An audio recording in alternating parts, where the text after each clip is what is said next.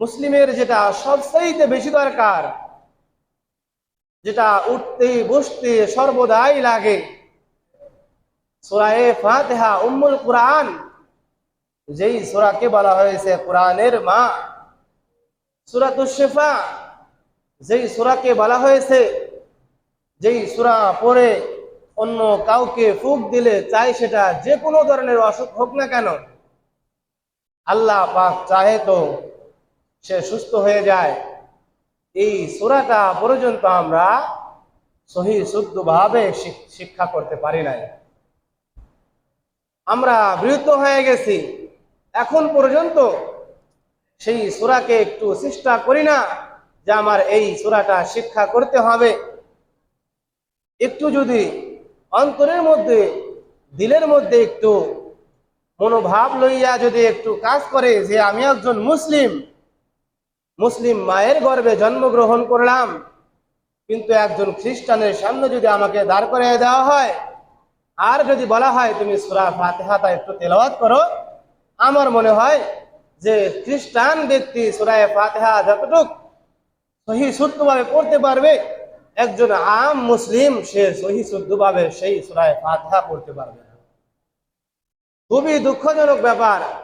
সহি শুদ্ধ তো দূরের কথা, কিছু মানুষকে ধরলে দেখা যায় যে সূরা ফাতিহা অশুদ্ধ ভাবেও সে মুখস্থ করে বলতে পারে না।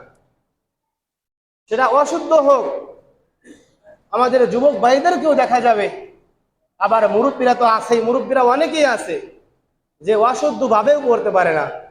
তাহলে আপনি কেমনে মুসলিম হিসেবে পরিচয় দেবেন? মুসলিম হিসেবে আপনি কেমনে পরিচয় দেবেন?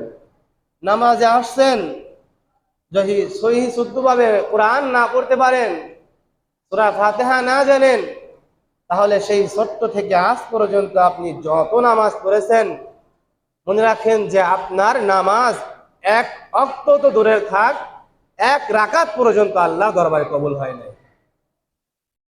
এক রাকাতও আপনার দরবারে কবুল করে নাই আল্লাহ পাক। যে সূরা ফাতিহা জানেন না,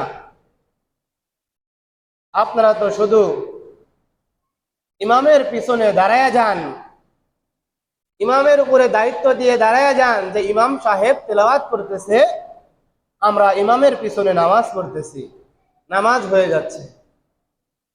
সে নামাজের মধ্যেও তো আমাদের আত্তাহিয়াত পড়তে হয়, দুরূদ পড়তে হয়। এগুলা যদি না জানি তাহলে নামাজ আপনার কেমনে হবে? নামাজ তো কোশ্চিন কালেও হওয়া সম্ভব না।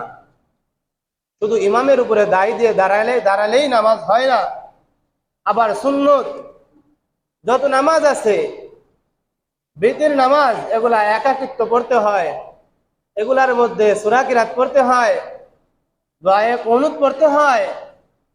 যদি এইগুলা না জানেন, চেষ্টাও যদি না করেন, তাহলে আপনার নামাজ কোশ্চিন কালেও হবে না, কোশ্চিন কালেও হবে না।